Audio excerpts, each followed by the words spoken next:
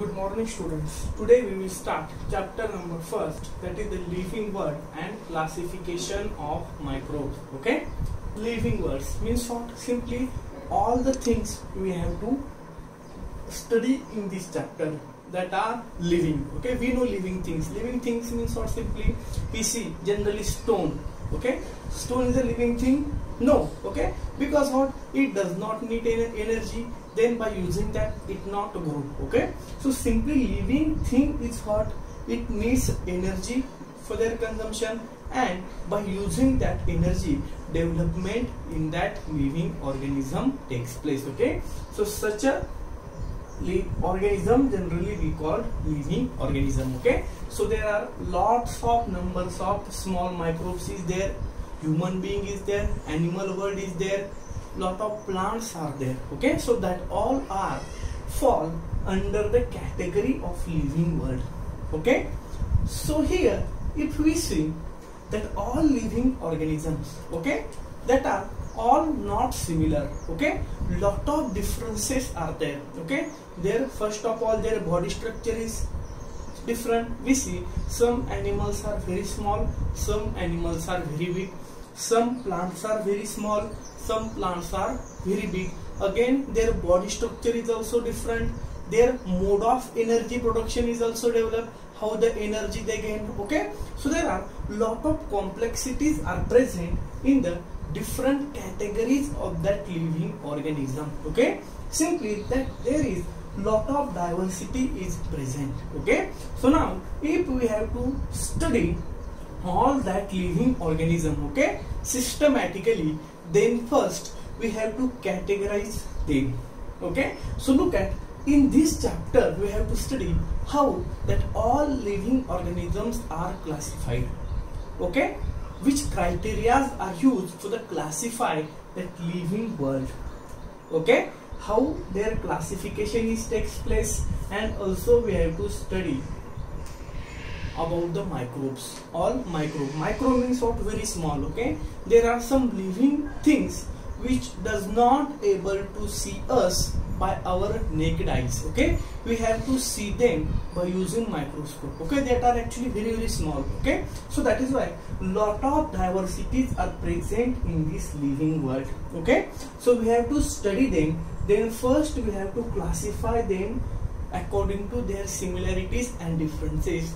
Then we will carry out the systematic study of all that living organisms. Okay, so we will study later how we have to categorize them. Okay, but now first some points we have to see. There are 87 million species of living organism is present on our planet. Okay, according to 2011 census.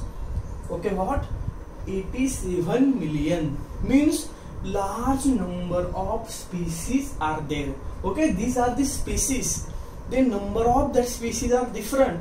Only species are 87 million.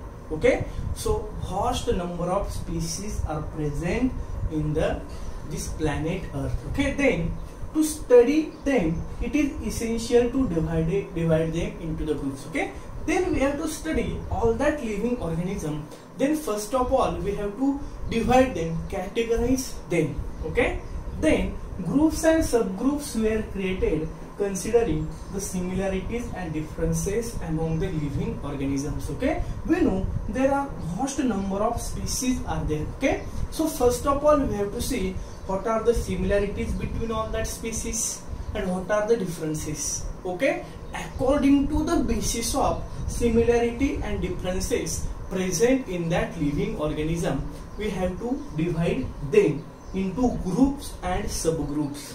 Okay, then definition of biological classification is what? The process of dividing living organism into groups and subgroups is simply called biological classification. What? Biological classification means what? We have to divide all the living organisms into different groups and subgroups. Okay, what? The process of dividing living organisms into group and subgroups according to basis of their similarities and differences are called biological classification. Okay, so that is the definition of biological classification. The definition we have to remember. Classification means what? We have to simply divide them into the groups and subgroups.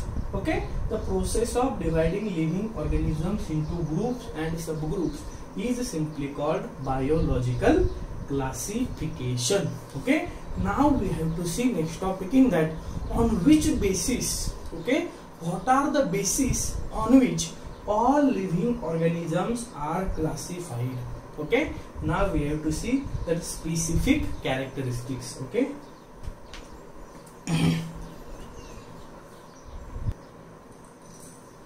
now we have to see next topic, that are the criteria used for classification. Okay, we know all the living organisms are classified into different groups and subgroups. Okay, so now which criteria are there used? Okay, in that first criteria is used, that is the complexity of cell structure.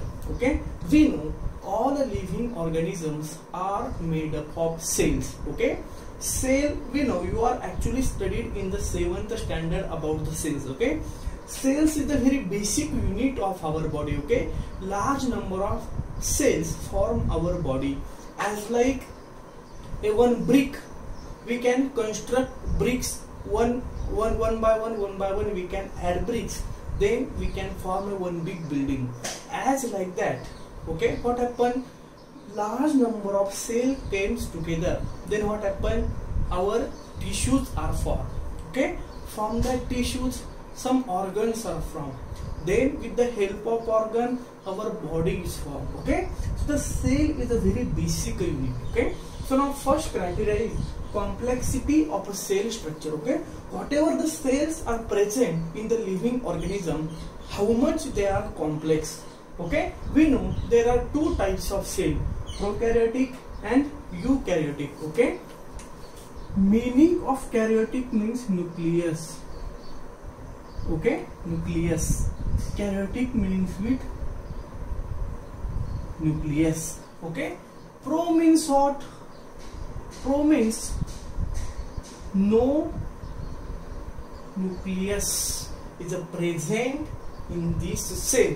Such cells are called prokaryotic, means nucleus is not present in such cells. Okay, and eukaryotic means what? Here nucleus is present. Okay, so we can say that these are the well developed cells, these are not well developed cells. Okay, so complexity of a cell structure, in that generally first we have to study whether the cell present in that living organism is a prokaryotic cell or eukaryotic cell. Okay, so here you have to remember meaning of prokaryotic cell. Okay, prokaryotic cell means what? Simply the cell in which nucleus and other cell organelles are not well developed. Not well developed. Nucleus and other cell organelles are not well developed. Such a cell is called prokaryotic cells. And eukaryotic cell means what? Nucleus and other cell organelles are well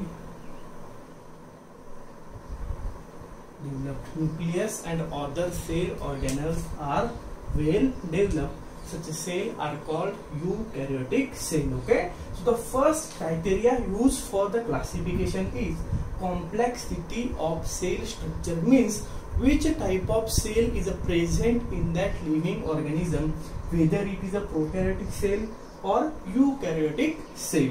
Okay, that is the first criteria. Now we have to see second criteria. Okay, so the second criteria used for the classify of living organism is complexity of organism.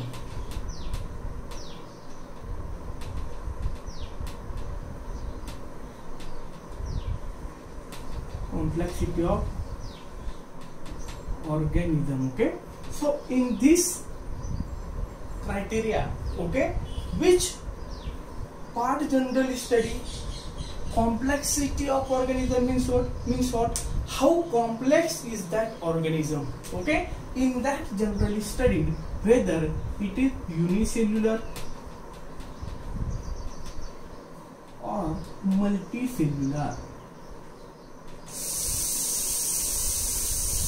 Okay, uni means what? Only one. Cellular means what?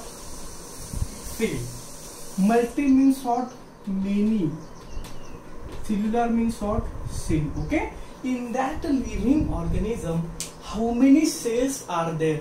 If only one cell is present in that living organism, then such living organism are called unicellular living organism. And if many cells are present, okay, now in our body million of cells are present, okay, so such a way that if many cells, okay, are present, such a living organisms are called multicellular. Okay, in unicellular, one cell carry out all the function of body, but now here in multicellular what happened? Like our body, our heart cells are different, brain cells are different, different tissue cells are different. Okay, means what? Simply lot of complexity is present in our body. But now if we say unicellular, means only one cell is there. Their lives, we can say that their body structure is very simple. Okay, complexity is very less in unicellular organism. Okay, so generally second criteria used in that, generally we have to see complexity of that organism, means how many cells are present in the body structure of that living organism, whether only one cell, such a called unicellular, or many cells are present, then that living organisms are called multicellular living organisms. Okay, so that is the second criteria used for the classification, that is the complexity of organism, in which generally studied how is the body structure of that living organism. Unicellular means it is a simple, or multicellular means it is a complex. Okay, that part is studied out in the complexity of organism. That is the second criteria used for the classification. Now we have to see the third criteria which is used for the classification. Okay, look at third criteria is mode of nutrition. Mode of nutrition.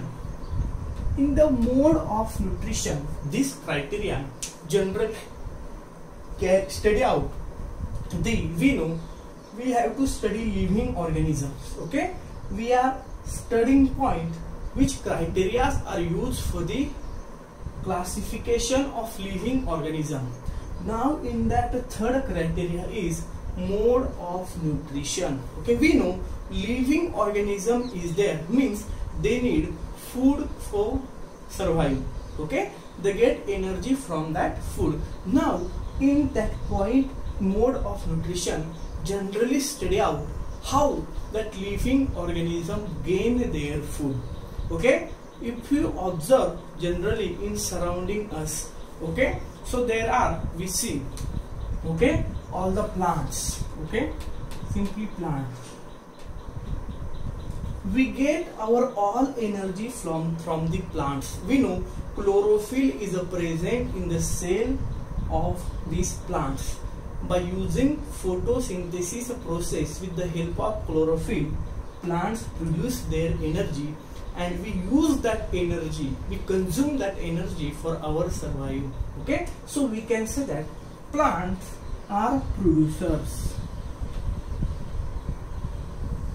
Okay, so we can say that they does not need of any other living organism for survival. They can produce their energy themselves, so we can call they are autotrophs.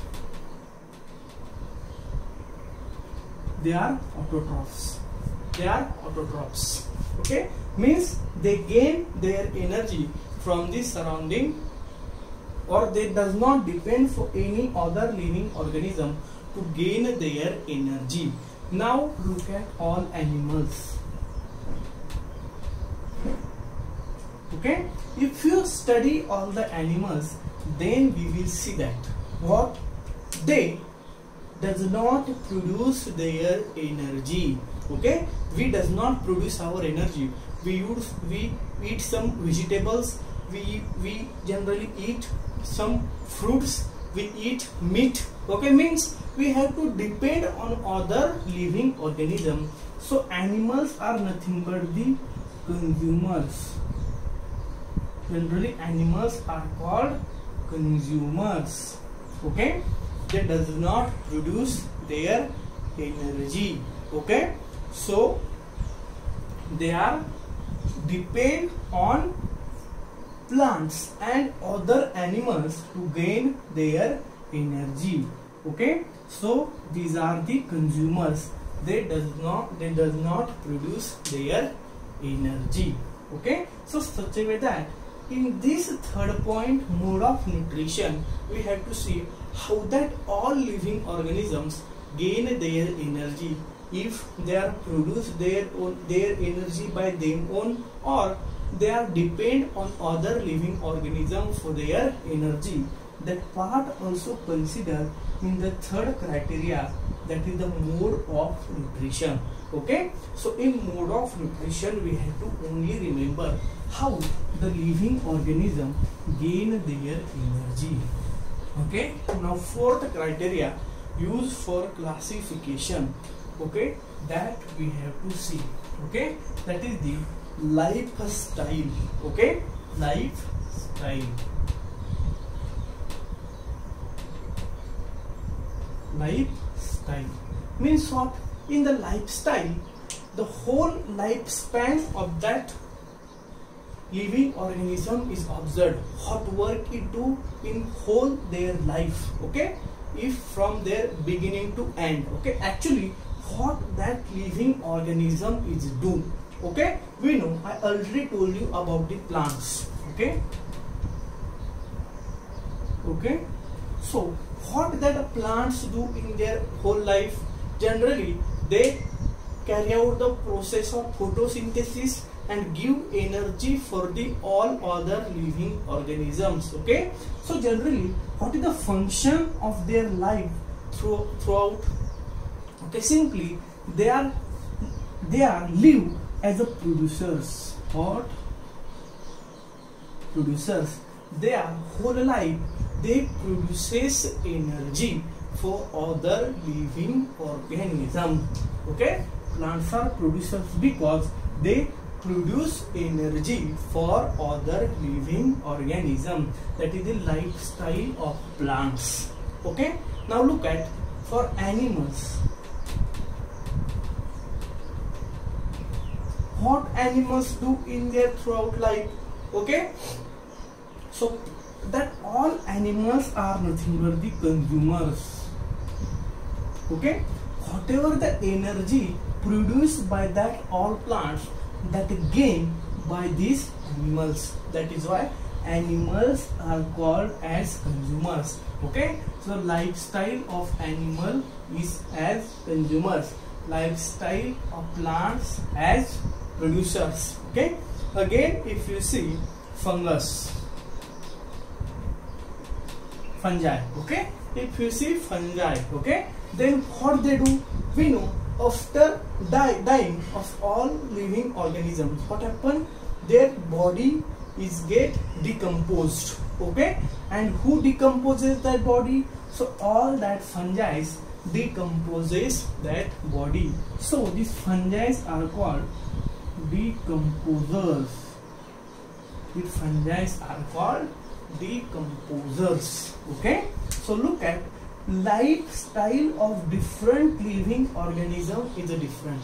Okay, plant lifestyle is as a producer, animals lifestyle as consumers, and fungi lifestyle as a decomposers. Okay, so in fourth criteria is used for the classification of living organism, that is the lifestyle. Okay, what is the lifestyle of that living organisms? Okay, then fifth and last criteria, that is the phylogenetic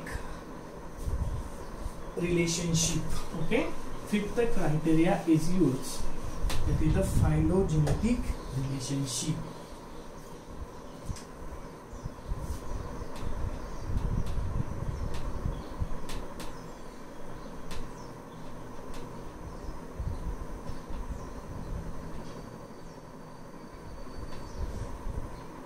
Phylogenetic relationship.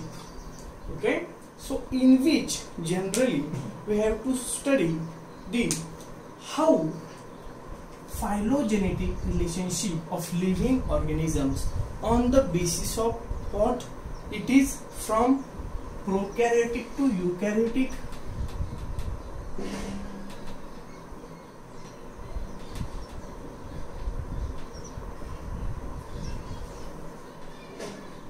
or second, what that is the unicellular to multicellular, unicellular to multicellular, means in that we have to study the phylogenetic relationship of the living organisms on the basis of it is prokaryotic to eukaryotic or unicellular to multicellular.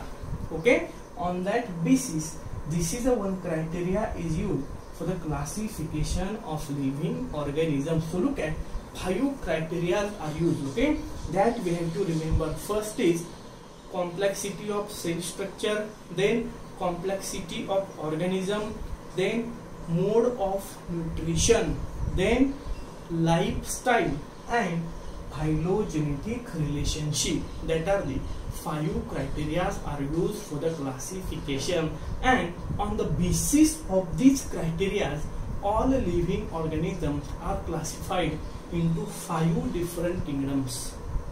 Okay, all living organisms are classified into 5 different kingdoms. Okay,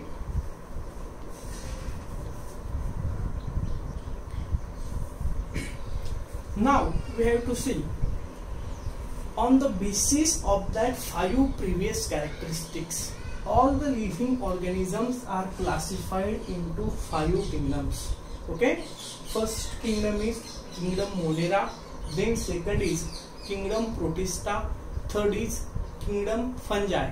Okay, then fourth is kingdom Plantae, and fifth is kingdom Animalia. Okay, so such a way that all living organisms are classified into these 5 kingdoms.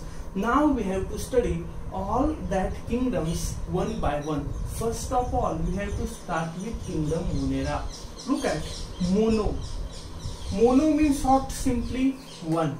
Mono means what? Meaning of mono is what? Mono means one. Okay, so simply from that we have to understand here whatever the living organisms are present in that kingdom Monera, they have only one cell. That is why they called Monera. How many cells are present in their body? Only one cell. They are unicellular. Okay, look at which types of living organisms are fall in the category of Monera. Look at all bacteria and blue-green algae are fall under the category, under the kingdom Monera. Okay, all the bacteria and blue-green algae are present in the kingdom Monera.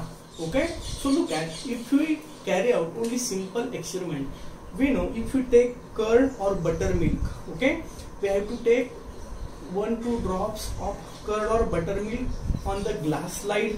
Okay, we have to put that 1-2 drops of that curd or buttermilk on glass slide. We have to cover it with the cover slip, okay, and observe under the microscope. Then we will see some small bacteria are moving there. Okay, that are all nothing but the what? that bacteria are nothing but the Clostridium tetani, which are present in the what? Curd or buttermilk. Okay, so that all our bacteria are present there. Okay, so look at what are the simple characteristic of kingdom Monera. Okay, look at first unicellular living organisms. Okay, means what? In kingdom Monera all living organisms are unicellular. Uni means what? One cell is present there. Okay, then second is autotroph or heterotroph. Okay, we know autotroph means what? They produce their food, and heterotroph means what? They does not produce their food. They depend on other living organism for their food. Okay, so whatever the living organisms are present under kingdom Monera, they are autotroph or heterotroph. Means some are autotroph, some are heterotroph. Okay, then third is prokaryotic cell with absence of nucleus and other cell organelles. Look at prokaryotic cells. I told you meaning of prokaryotic. Prokaryotic cell means what? Simply the cell which is not well developed, in which absence of nucleus and other cell organelle is there. Okay, so such a cell is called prokaryotic cell. The cell in which absence of nucleus and other cell organelles, such a cell is called prokaryotic cell. Okay, so in kingdom Monera all living organisms have prokaryotic cell, means this cell is not well developed. Okay, so these are the some characteristic of kingdom Monera that we have to remember. Then some example of kingdom Monera are what? That is the Clostridium tetani, Streptococcus pneumoniae, Treponema lapidum, then Vibrio cholerae, Salmonella typhi, okay, Legionella pneumoniae, Staphylococcus aureus, Clostridium botulinum. Okay, that are the some example of this kingdom Monera. Their structure is given in book. Their name is also there. You have to see their names in the book. Okay, but we have to remember these some characteristic of kingdom Monera. All the bacteria and blue-green algae are fall under kingdom Monera. Okay, now we have to see next kingdom.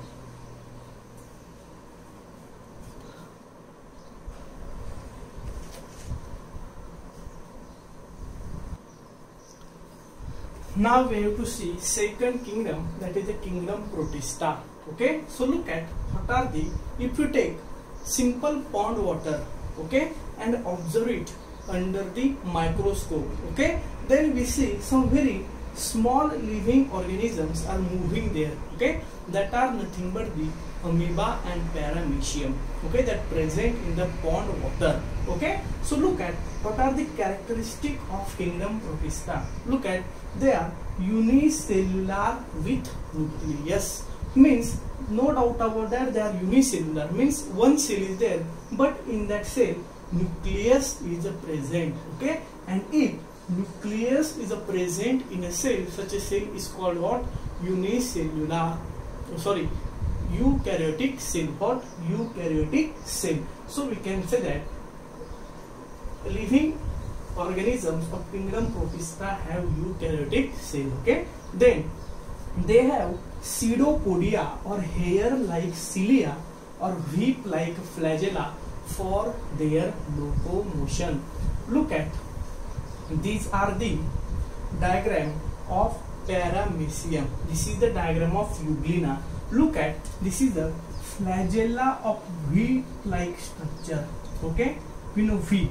Okay, and that part of that whip, that called flagella. Okay, long part, that like flagella like part is present on the structure of this Euglena. Then some hair like structure are present around the body of paramecium. Okay, or hair like cilia. Okay, so why that part is present on this living organism? So simply for their locomotion. Locomotion means what?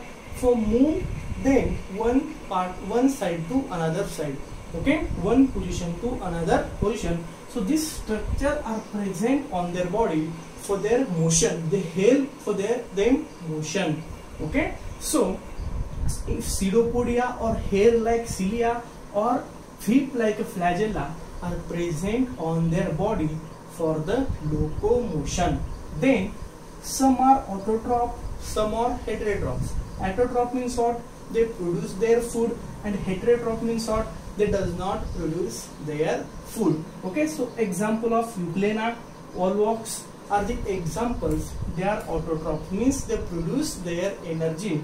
But heterotrophs, amoeba, paramecium, that are the heterotroph. They does not produce their energy because chloroplast is present in this autotroph's cell. Here in heterotrophs, that chloroplast is absent, okay. So such a way that up to today we study about the second kingdom, that is the Protista, okay. Now from tomorrow we have to start kingdom fungi and some small living microbes. That part we will study in tomorrow's lecture. That part we have to revise again, actually simple chapter, okay. So please read it. Remaining part we will see in tomorrow's lecture. Thank you.